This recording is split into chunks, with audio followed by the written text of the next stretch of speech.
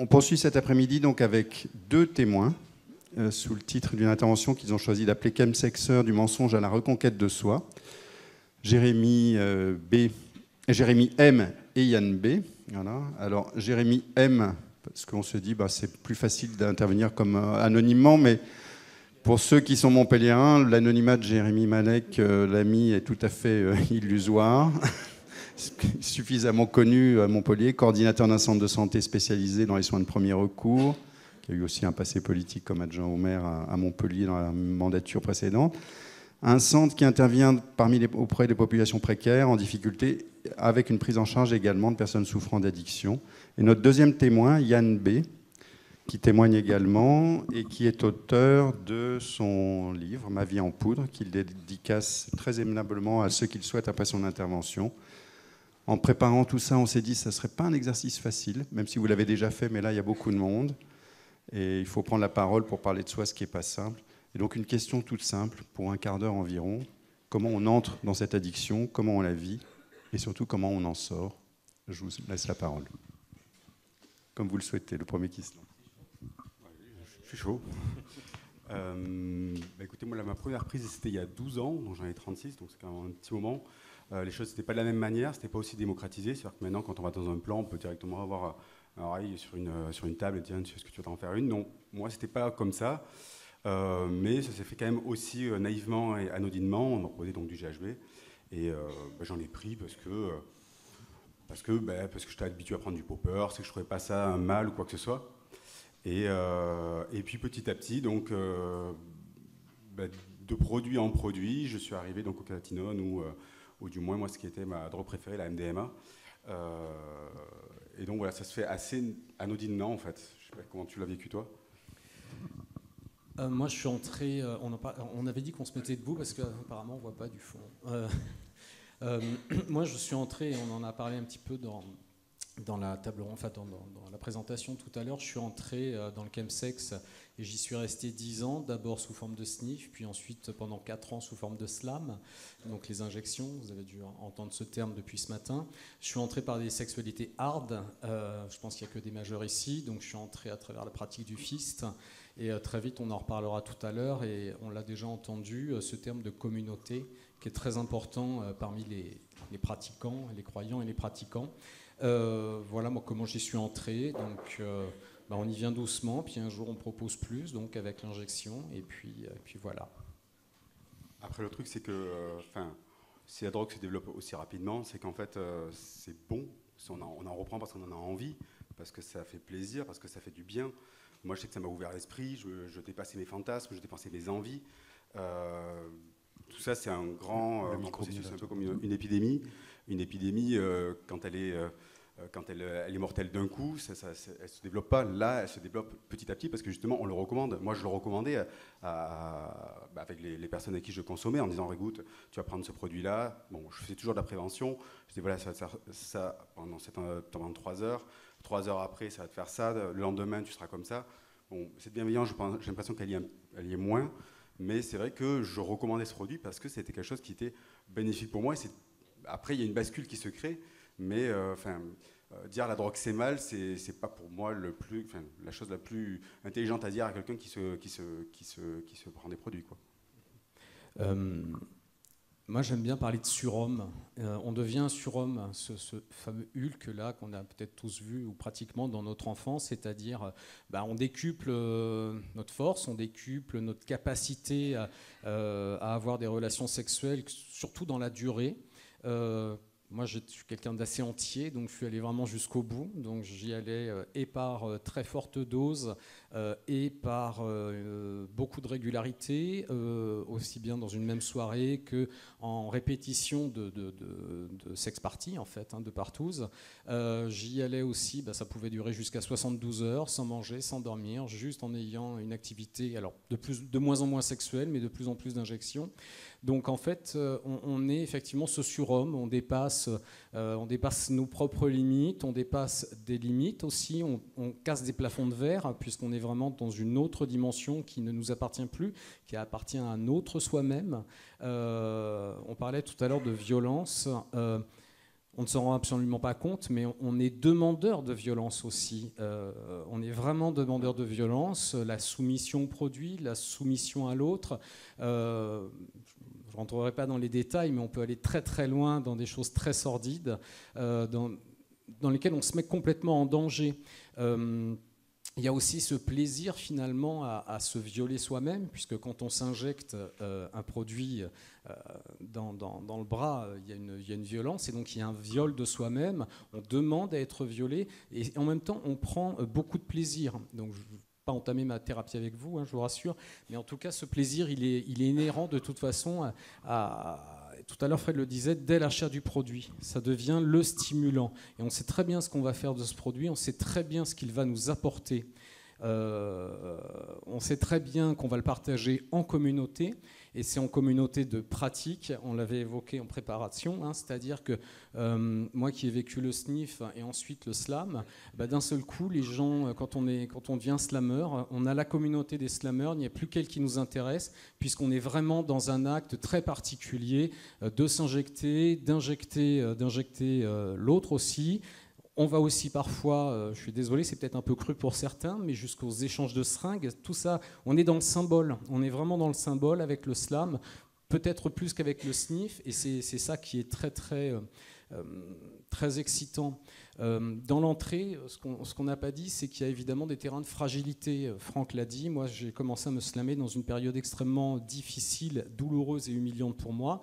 C'est le mandat électoral dans lequel j'étais ancré à ce moment-là. Et c'est vrai que pour me rassurer, pour me valoriser, pour retrouver une estime de moi-même, j'ai pensé effectivement que le slam viendrait en compensation de toute cette période très humiliante pour moi.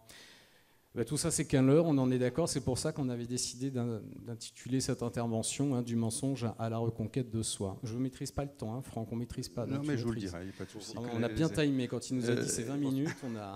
Et la réaction d'Yann ? Oui, pour ce qui est de la communauté, c'est vrai que dans un monde où c'est un peu compliqué, donc avec de rencontrer avec Grindr, même si c'est facile, mais il y a quand même tout un dispositif où on voit la taille de la personne, tout. Il n'y a plus de drague, il n'y a plus d'émotion. Là, avec un produit, on rajoute de l'émotion, on rajoute quelque chose qu'on n'a plus dans ce monde, en quelque sorte. À une époque, dans les lieux de drague, il y avait quand même une histoire de drague. Dans un bar, on avait quand même un petit symbole pour... tout ça, même si c'était compliqué, ça créait du désir.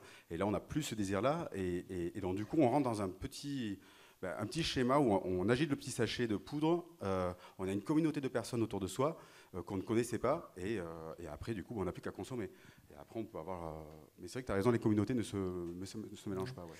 L'objet du désir, c'est plus soi-même. C'est le produit qu'on est en capacité d'apporter. Donc, moi, c'est pas compliqué. C'était des sex parties tous les 15 jours en fournissant paille, seringue, enfin tout ce qui va pour organiser une bonne partouze de slammer, quoi. Et qu'est-ce qui déclenche éventuellement une prise de conscience et une inclination vers la sortie ? Alors pour moi, il y a plusieurs étapes. Il y a donc déjà un symptôme. Moi, je sais que j'en avais marre de répéter tous les week-ends la même soirée, le même truc. C'était quelque chose qui devenait lassant et en même temps, j'en avais besoin. C'était quelque chose, je ne voyais plus le jour puisque je sortais la nuit. Le jour, je ne voyais plus mes amis puisque j'avais pas besoin de... J'étais trop fatigué de la veille. Et donc, du coup, je travaillais, je me sniffais, et je consommais, et puis non-stop. Et donc, c'est vrai que ce moment de lassitude, je dis, mais à un moment, je m'essoufflais à ça et aussi au rôle que je pouvais avoir justement du surhomme qui était en train de m'écraser, qui m'éloignait des propres désirs et mes propres envies au final. Bon, après, la première étape pour moi, ça a été de verbaliser que j'étais drogué. Quand il y a eu une étape dans ma vie où j'ai dû le dire devant un médecin et pour me justifier, et je l'ai dit. Avant, je disais « je gère », donc on connaît tous cette phrase-là, je gère, et bien là, je cautionnais que je ne gérais plus et que j'étais drogué. Jérémy, toi, tu l'as vécu comment ? Moi, j'ai la chance d'avoir un mari qui m'a ouvert les yeux assez tôt quand j'ai commencé à me slammer et qui m'a dit « il faut que tu vois quelqu'un ». Et c'est pas compliqué. Hélène Donat du Rigole donc m'a reçu la première fois. Et puis Ça a été très très bizarre parce que ça a duré quoi, 3 ans peut-être, Hélène, qu'on s'est vu. Et moi, la première fois que j'y suis allé, je me disais, allez, je suis prêt. Et quand on va chez le médecin, on s'attend à quoi? À ressortir avec une ordonnance. C'est bien culturellement français, ça, pour le coup. Et moi, je suis ressorti de là, mais vraiment en me disant, mais en fait, c'est qui? C'est qui? Je suis ressorti, j'ai rien. Et pendant ces 3 années, on s'est quand même... j'ai réussi à revenir et pendant 3 ans, j'ai entendu accrochez-vous à vos valeurs. Et moi, j'étais complètement défoncé, je ne savais plus où j'habitais. Et elle me disait, mais accrochez-vous à vos valeurs, j'ai jamais rien compris à cette affaire. Mais j'y reviendrai peut-être plus tard. Elle en rit.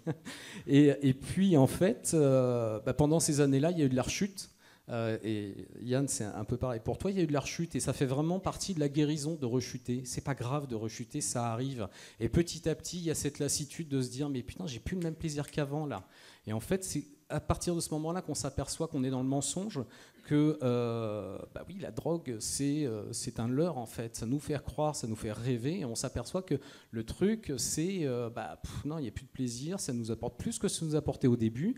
Et donc voilà, à force de rechute, et puis un jour, il y a eu un très gros moment de fragilité, et je suis allé très très loin, et il y a eu un instant de survie. Parce qu'entre-temps, je passe les infections, les abcès, ceci, et au bout d'un moment, il y a l'instinct de survie en se disant, mais la prochaine, c'est la bonne. Et je crois que c'est ça qui a fait qu'un jour, j'ai appelé Hélène et je lui ai dit, je veux être hospitalisé. Et voilà, c'était il y a 3 ans bientôt. Alors, là, je vais dire un truc terrible, c'est qu'on est déjà sur la fin de cette intervention. Aujourd'hui, comment vous vous définissez? Chemsexeur, ex-chemsexeur? Ex-chemsexeur.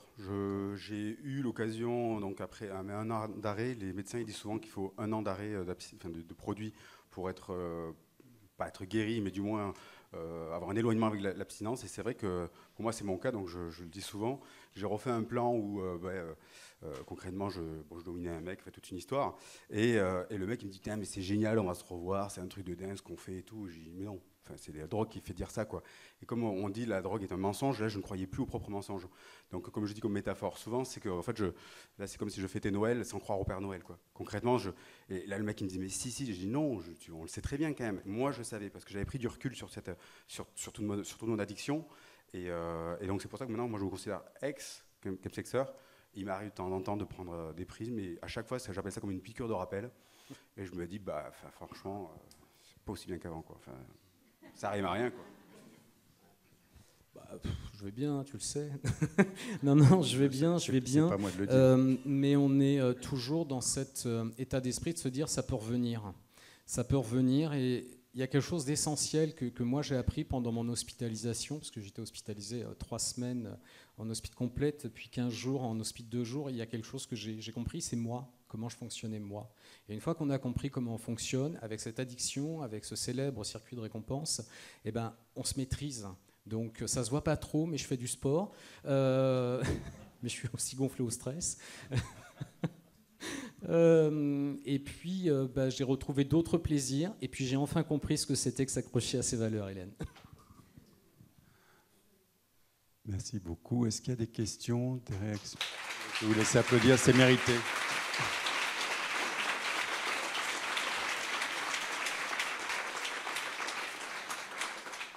Est-ce que vous avez des questions, des réactions? Je me doutais un peu que ça laisserait un peu sans réaction. Vous voulez ajouter quelque chose? Je ne sais pas. Nous ouvre pas la porte, ça pourrait durer. On a un petit peu de temps. Moi, je veux bien un truc, c'est quelque chose qui me fascine, c'est que la drogue, elle, ne change pas. Bon, à part si on la tasse un peu ou quoi que ce soit, mais et de la première prise à la dernière prise, il y a tout un processus, mais la drogue, elle n'a pas changé. Mais c'est nous qui changeons par rapport à la drogue. C'est-à-dire qu'au tout début, elle va nous ouvrir l'esprit, on va découvrir nos fantasmes et tout. Après, elle va nous pourrir la vie, elle va devenir addictive, elle va devenir une béquille dans notre vie, on ne pourra pas se passer, jusqu'au moment où après, on va s'en passer et on va redécouvrir la vie. Ça me fascine, c'est fascinant. Moi, j'aime bien dire alors, effectivement que c'est un processus, et moi, je vis ça comme une expérience. Et j'avoue, alors moi aussi, je suis passé, parce que tu nous laisses encore quelques minutes, moi aussi, verbaliser les choses, c'est hyper important de dire oui, j'ai été drogué, oui, je peux me redroguer. C'est des mots forts, parce que quelque part, je trouve qu'on a une terminologie dans le milieu gay, particulièrement, qui fait qu'on se cache derrière des choses très excitantes. Le slam, non, on ne va pas dire injection. Et moi, je vais me dire, oui, je m'injectais de la drogue dans les veines. Je suis désolé, hein, ça casse l'ambiance. Mais voilà, puis moi je suis un peu francophile, hein, je dois dire. Donc je dirais un courriel, par exemple. Donc là, je dis oui, je suis un drogué, je m'injectais de la drogue dans les veines. Et ça prend beaucoup de sens. C'est complètement différent de dire ouais, super, viens, on va se faire un slam. Voilà, ça c'est important de le dire. Je crois qu'il faut avoir beaucoup de courage, beaucoup de résistance, beaucoup de résilience aussi pour s'en sortir.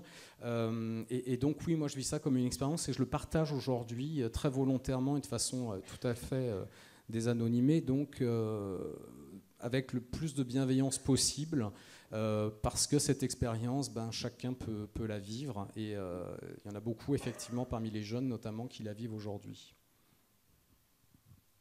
Oui, Hélène, pardon.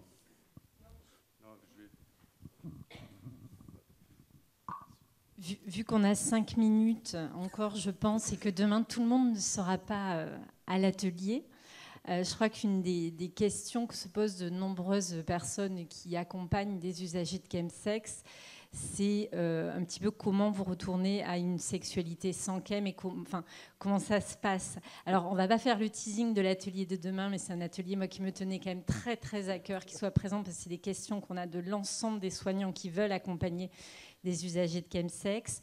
On l'a eu aujourd'hui en termes de questions, donc peut-être un ou deux mots si on n'a que 2 minutes pour faire le teasing de demain, mais surtout ne dévoilez pas l'atelier, mais je crois que c'est important pour les gens qui ne seront pas à l'atelier demain.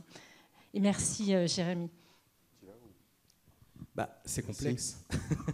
Alors on va pas teaser, mais en tout cas, alors pour ceux, parce que je sais qu'on en parlait à la pause apparemment, c'est l'atelier qui a été pris d'assaut. Alors et c'est bien quelque part parce que c'est la vraie question, enfin c'est une des vraies questions qu'il faut se poser.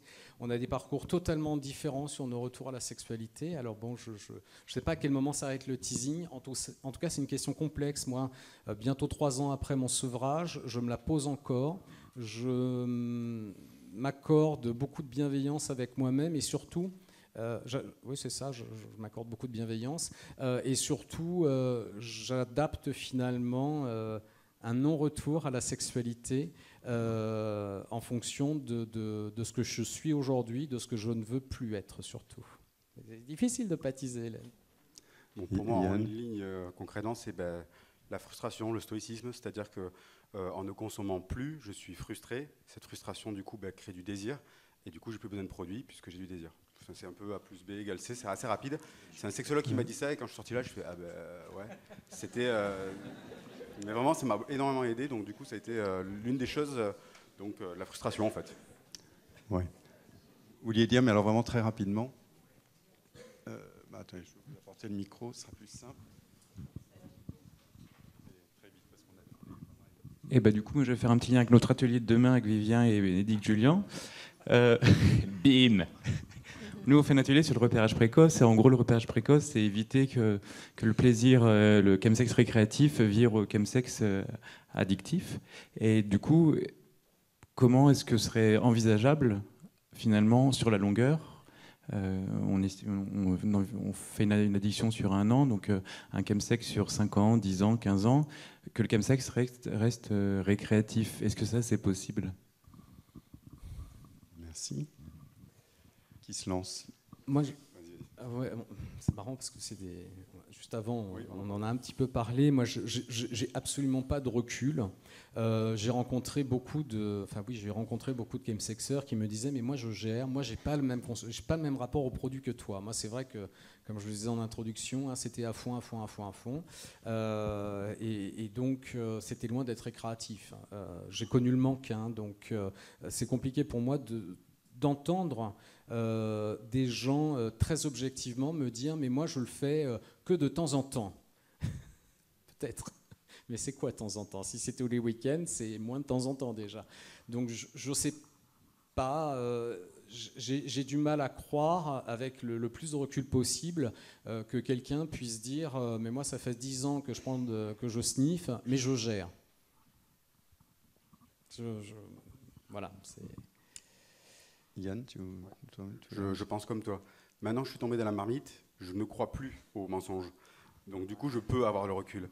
Mais en prendre de temps en temps pour une personne qui n'est pas tombée dedans et qui n'a pas Pour moi, le jour où un jour il aura un petit moment de faiblesse, quelque chose dans sa vie, ou un doute, ou un problème de confiance en lui, la drogue sera là, elle va lui ouvrir les bras, et c'est là où...